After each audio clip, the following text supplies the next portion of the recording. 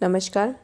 500 questions की series चलाई गई है और इसमें आज की वीडियो पार्ट 5 में आपका स्वागत है। तो अगर आप चैनल पर नए हैं तो सब्सक्राइब कर सकते हैं और वीडियो को लाइक और शेयर कर सकते हैं। वीडियो को पूरा देखने के बाद ही अगर आपको पसंद आती है तो इसे लाइक करें अगर आपके एग्ज़ाम के लिए बेनिफिशियल लगती है आपको।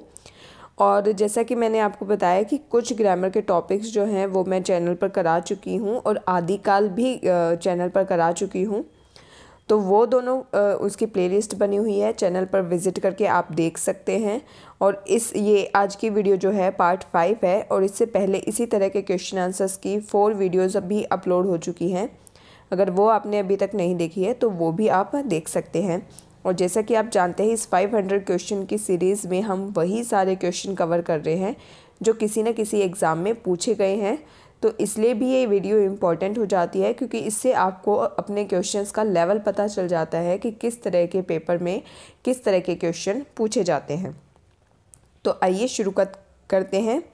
आज का पहला क्वेश्चन देख लेते हैं। इसमें शहद शब्द है, तो ये शहद आपको बताना है कौन सा शब्द है। ये तत्सम है, तद्भव है, देशज है या आगत शब्द है। तो देखिए मैं आपको बता देती हूँ कि शहद जो है आगत शब्द है, यानी डी ऑप्शन यहाँ पर आपका बिल्कुल ठीक है। और आगत शब्द किन शब्दों को कहते हैं तो मैंने आपको पढ़ाया था तत्सम, तद्भव, देशज और विदेशज। तो जो विदेशज शब्द होते हैं यानी जो दूसरे देशों से आए हुए शब्द हैं उन्हीं को आगत शब्द कहा जाता है। आगत का मतलब ही होता है आया हुआ, यानी जो बाहर के देशों से आए हुए शब्द हैं वो आगत शब्द कहलाते हैं और शहद शब्द एक आगत शब्द है। अगले क्वेश्चन की बात करें तो तयक्त शब्द का सही विलोम बताना है आपको। ठीक है, तो तयक्त शब्द का मतलब होता है त्यागा हुआ, छोड़ा हुआ। ठीक है, और इसका जो विलोम होगा वो होगा ग्रहित। ग्रहित का मतलब होता है ग्रहण किया गया। ठीक है, और बी ऑप्शन में अगर हम बात करें त्याज्य शब्द की तो त्याज्य का जो विलोम होगा वो होता है ग्राह्य। अब त्याज्य का मतलब ये होता है त्यागा हुआ यानी छोड़ा हुआ और ग्राह्य यहाँ पर ग्रहण किया हुआ। ठीक है, तुच्छ शब्द होता है छोटा और तुच्छ का विलोम होगा महान। उसी तरह प्रिय का शब्द का जो विलोम शब्द है वो होगा अप्रिय। नेक्स्ट क्वेश्चन की हम बात करें अवर शब्द का विलोम बताना है तो अवर शब्द का विलोम होता है प्रवर। ठीक है, और ए ऑप्शन की बात करें दूसरा शब्द तो दूसरे का विलोम होता है पहला। बी अपर शब्द नहीं है, प्रवर जो है वो अवर शब्द का विलोम है, यानी आपका राइट ऑप्शन सी ऑप्शन है।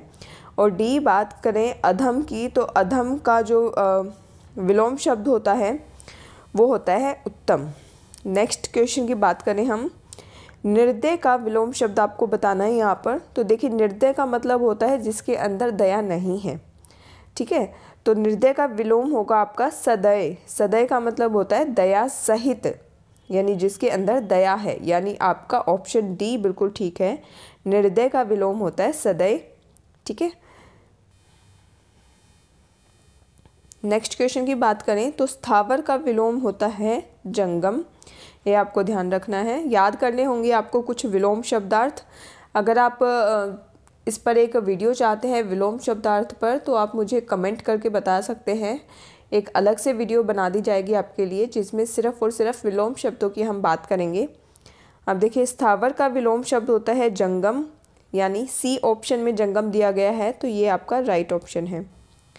आगे बात करेंगे तो अधोलिखित विलोम शब्द युग्मों में से कौन सा सही नहीं है, यानी इन 4 ऑप्शन में से जो विलोम शब्दों के युग्म यहाँ पर दिए गए हैं और 4 में से कोई एक ऑप्शन है जो गलत है, सही नहीं है, वही आपको ढूंढना है। तो बात करते हैं पहले ऑप्शन से। ए ऑप्शन प्रसारण का विलोम दिया गया है संकुचन, ये बिल्कुल ठीक है। बी ऑप्शन इसमें ओजस्वी का जो विलोम शब्द है निस्तेज दिया गया है तो ये भी बिल्कुल ठीक है। सी ऑप्शन भिज्ञ का सभिज्ञ दिया गया है, ये यहाँ पर गलत हो जाता है क्योंकि भिज्ञ शब्द का विलोम होता है अनभिज्ञ। और डी ऑप्शन देहाती का शहरी बिल्कुल ठीक है। तो आपका जो यहाँ पर राइट ऑप्शन होगा वो होगा सी ऑप्शन, क्योंकि भिज्ञ शब्द का सही विलोम होता है अनभिज्ञ। नेक्स्ट क्वेश्चन देखते हैं अनुरक्त का विलोम शब्द बताना है यहाँ पर। तो अनुरक्त का विलोम होता है विरक्त। ठीक है, और अनुरक्त का मतलब क्या होता है, तो अनुरक्त का मतलब तो वो होता है जो जैसे मोह माया में जो बंध जाता है। अनुरक्त होता है किसी चीज़ में खुद को बंधा हुआ महसूस करना, और विरक्त होता है हर चीज़ से अलग हो जाना, छूट जाना। ठीक है, जैसे कहते हैं ना कि जो साधु सन्यासी होते हैं वो संसार से विरक्त हो जाते हैं। विरक्त का यहाँ पर क्या अर्थ होता है कि जो साधु सन्यासी होते हैं उनका संसार से मोह खत्म हो जाता है। ठीक है, और कुछ होते हैं, और एक जो सामान्य मनुष्य होता है वो संसार में अनुरक्त रहता है। अनुरक्त मतलब उस मोह माया में वो फंसा रहता है। नेक्स्ट क्वेश्चन की बात करें तो विपरीत अर्थ का बोध कराने वाले शब्दों को क्या कहते हैं। तो जैसा कि आप जानते हैं विपरीत अर्थ का जो शब्द होते हैं या उल्टा अर्थ जो बताते हैं उन्हें हम विलोम शब्द कहते हैं। तो यहाँ पर बी ऑप्शन आपका बिल्कुल ठीक है। निषेध का विलोम शब्द आपको बताना है, तो निषेध का विलोम होता है विधि। ठीक है, निषेध एक किस्म से किसी चीज़ की मनाही की बात करता है और विधि उसके स्वीकार करने की बात करता है। ठीक है, और बी ऑप्शन को अगर हम देखें स्वीकृत, तो इसका विलोम होता है अस्वीकृत, और निश्चित का विलोम होता है अनिश्चित, तथा स्वीकार का विलोम होता है अस्वीकार। तो यहाँ पर जो आपका राइट ऑप्शन है ए ऑप्शन आपका बिल्कुल ठीक है। आगे बात करते हैं पाश्चात्य का विपरीतार्थक शब्द होता है, तो पाश्चात्य का विपरीतार्थक होता है ए ऑप्शन पूर्वात्य। अब देखिए बाकी ऑप्शन बी सी डी ये पूर्वात्य लिखने का एक अशुद्ध तरीका है। ठीक है, तो यहाँ पर जो राइट ऑप्शन है ए ऑप्शन पूर्वात्य है। पाश्चात्य का मतलब होता है, कई जगह आपने लिखा भी देखा होगा पाश्चात्य संस्कृति से प्रेरित, है ना, या फिर हमारे भारत में आजकल पाश्चात्य संस्कृति का प्रभाव देखने को मिलता है। तो पाश्चात्य का मतलब क्या है, जो पश्चिम की तरफ से जिन देशों से जो आई हुई संस्कृति है वो। और यहाँ पर पूर्वात्य का क्या मतलब है, तो पूर्व दिशा से इसको हम संबंधित कर सकते हैं कि पूर्व दिशा की तरफ से जो भी संस्कृति हमें मिली है वो। ठीक है, तो पाश्चात्य यहाँ पर दिशाओं की बात होती है, किस्म से पाश्चात्य में पश्चिम दिशा और पूर्वात्य में पूर्व दिशा की यहाँ पर बात होती है। नेक्स्ट क्वेश्चन देखते हैं, लाघव शब्द का विपरीतार्थक शब्द आपको बताना है। तो लाघव का मतलब होता है छोटा या फिर संकुचित, इस तरह का इसका अर्थ होता है, और इसका जो विपरीतार्थक उल्टा शब्द होगा तो वो होगा विस्तार यानी फैलना। ठीक है, तो लाघव का यहाँ पर विपरीतार्थक है विस्तार।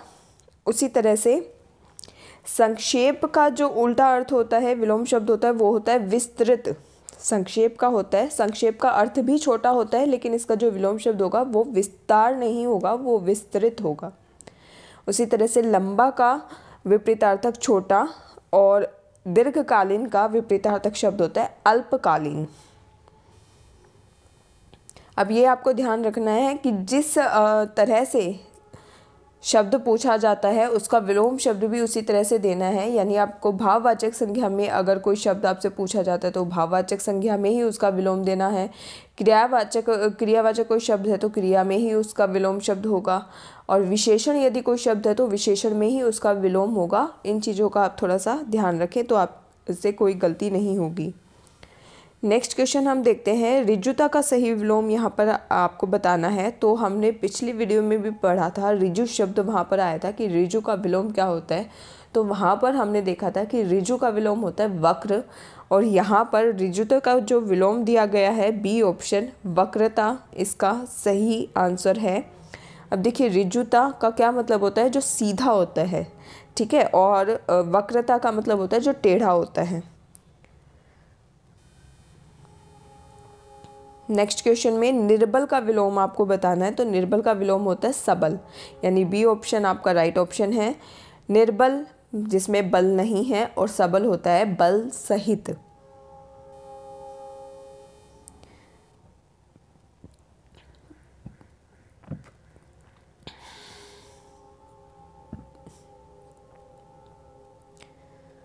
देखिए नेक्स्ट क्वेश्चन की बात करते हैं। तो परिसीमन का विलोम आपको यहाँ पर बताना है। अब देखिए परिसीमन का अर्थ होता है जो सीमाओं के अंदर बंधा हुआ हो।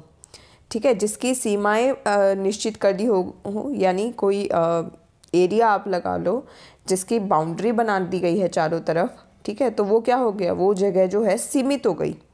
लेकिन अगर वहाँ पर कोई भी सीमा ना हो तो वो क्या हो जाएगा, वो असीम हो जाएगा। तो यहाँ पर जो परिसीमन का विलोम होता है वो होता है असीमन। असीमन का अर्थ है जिसकी कोई सीमाएं नहीं हैं, सीमाओं से रहित है, वो सीमाओं की समाप्ति हो गई है वहाँ पर। और परिसीमन का अर्थ होता है जो सीमाओं के अंदर बंधा गया हो, बांधा हुआ हो, निश्चित हो। नेक्स्ट क्वेश्चन देखते हैं। उन्मूलन का विलोम आपको बताना है। तो उन्मूलन का अर्थ क्या होता है, सबसे पहले ये देखिए, उन्मूलन का अर्थ होता है उखाड़ना, ठीक है। और उसका उल्टा क्या होगा, रोपण, यानी रोपना या फिर उसको बोना, ठीक है।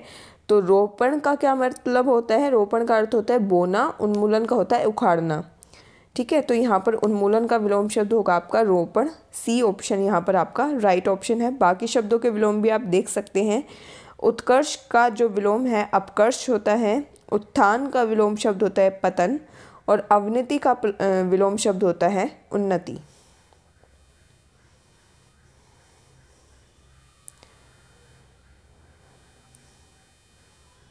नेक्स्ट क्वेश्चन की बात करें तो उत्कर्ष शब्द का विलोम आपको बताना है यहाँ पर। तो उत्कर्ष शब्द का विलोम होता है अपकर्ष, यानी बी ऑप्शन आपका यहाँ पर राइट ऑप्शन है। समष्टि का विपरीतार्थक शब्द बताना है। तो समष्टि का विपरीतार्थक शब्द होता है व्यष्टि।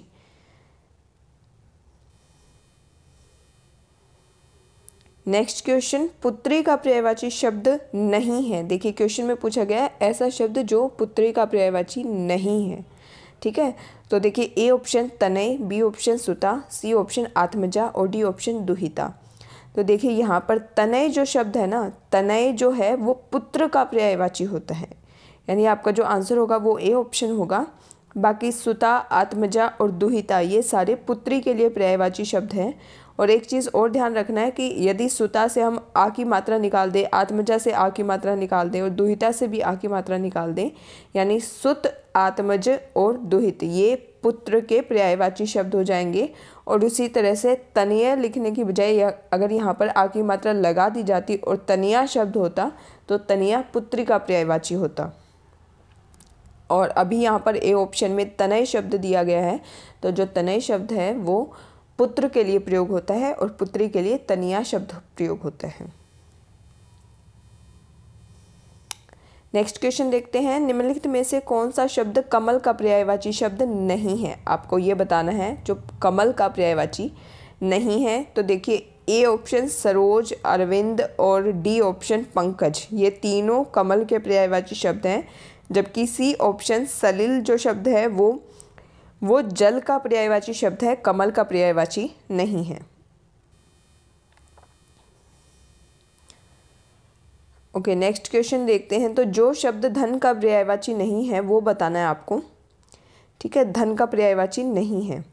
ए ऑप्शन द्रव्य ये धन का पर्यायवाची होता है। बी ऑप्शन द्रव, अब द्रव शब्द जो है वो तरल पदार्थों के लिए यूज़ होता है, लिक्विड चीज़ों के लिए यूज़ होता है, ठीक है, वो धन का पर्यायवाची नहीं होता। उसी तरह से सी ऑप्शन संपदा और डी ऑप्शन दौलत ये भी धन के पर्यायवाची हैं। तो यहाँ पर जो आपका राइट ऑप्शन होगा बी ऑप्शन। चंद्रमा का पर्यायवाची शब्द चुनना है आपको। तो देखिए ए ऑप्शन निशाकर, बी ऑप्शन निशाचर, थोड़ा सा फर्क है देखिए निशाकर और निशाचर, सी ऑप्शन तरणी और डी ऑप्शन कृषाणु। तो देखिए यहाँ पर जो आपका राइट ऑप्शन है निशाकर, चंद्रमा का पर्यायवाची शब्द होता है निशाकर। और जो निशाचर शब्द है वो राक्षसों के लिए प्रयोग होता है, राक्षस का पर्यायवाची है। तरिणी, तरिणी शब्द सूर्य का पर्यायवाची होता है और कृषाणु शब्द अग्नि का यानी आग का पर्यायवाची शब्द होता है। नेक्स्ट क्वेश्चन की बात करें तो महादेव का पर्यायवाची शब्द आपको बताना है। अब जैसा कि आप जानते हैं महादेव को हम चंद्रशेखर भी कहते हैं। तो यहाँ पर आपका सी ऑप्शन चंद्रशेखर राइट ऑप्शन है, ठीक है। और गरुड़ ध्वज, तो गरुड़ किसका वाहन है, तो विष्णु भगवान का वाहन है। तो इससे आप याद रख सकते हैं कि गरुड़ ध्वज नारायण तो उन्हें बोला ही जाता है और विश्वम्भर ये सब विष्णु के ही पर्यायवाची शब्द है। तो यहाँ पर महादेव के लिए जो पर्यायवाची शब्द है वो है चंद्रशेखर। सी ऑप्शन आपका राइट ऑप्शन है। नेक्स्ट क्वेश्चन में इंद्र के पर्यायवाची शब्दों का समूह बताना है आपको। इसमें इस तरह के क्वेश्चन में आपको बहुत ध्यान देने की ज़रूरत होती है, क्योंकि यहाँ पर एक शब्द भी अगर आपको उसका अर्थ नहीं पता या फिर दिक्कत आ गई, बहुत सारे पर्यायवाची शब्द कई बार हम नहीं याद करते हैं, एक शब्द के लिए हम 2 या 3 4 5 मैक्सिमम शब्द याद करते हैं, लेकिन कई बार बहुत ट्रिकी क्वेश्चन एग्ज़ाम में पूछे जाते हैं। तो इस तरह के क्वेश्चंस में ज़्यादा ध्यान देने की ज़रूरत होती है। अब यहाँ पर देखिए, इंद्र शब्द का पर्यायवाची शब्द बताना है आपको। तो जो आपका यहाँ पर राइट ऑप्शन होगा वो बी ऑप्शन होगा। मध्वा, पुरंदर, शचीपति और वासव, ये चारों ही इंद्र के पर्यायवाची शब्द हैं। और अगर हम बात करें कि ए और डी ऑप्शन में, देखिए ए और डी ऑप्शन में वैनतेय शब्द दिया गया है। तो वैनतेय जो होता है वो गरुड़ का पर्यायवाची शब्द होता है। और सी ऑप्शन में अंशुमाली शब्द दिया गया है। अंशुमाली शब्द जो है सूर्य के लिए पर्यायवाची शब्द होता है। तो यहाँ पर एक एक शब्द का हेर फेर है, इसकी वजह से वो बाकी ऑप्शन गलत हो जाते हैं। इसमें देखिए, निम्न में से कौन सा समूह विष्णु के पर्यायवाची शब्दों का है, ये आपको बताना है। तो देखिए यहाँ पर भी बी ऑप्शन जो है, चक्रपाणी, चतुर्भुज, शेषशायी और गरुड़ ध्वज, ये चारों ही ऑप्शन हम विष्णु जी के लिए प्रयोग करते हैं, इनके पर्यायवाची शब्द हैं। तो यहाँ पर जो आपका राइट ऑप्शन होगा बी ऑप्शन होगा।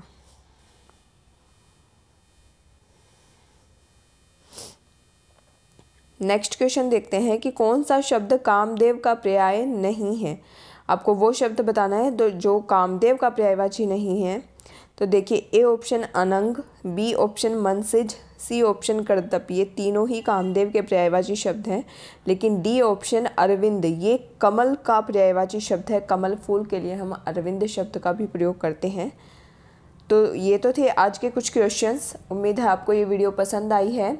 और अगर आपने इससे पहले की वीडियो नहीं देखी है तो आप चैनल पर विज़िट करके देख सकते हैं, और आई बटन में भी आप जाकर वहाँ पर भी अपना देख सकते हैं वीडियो पसंद आई है तो लाइक और शेयर ज़रूर करें। चैनल पर नए हैं तो सब्सक्राइब कर दें। धन्यवाद।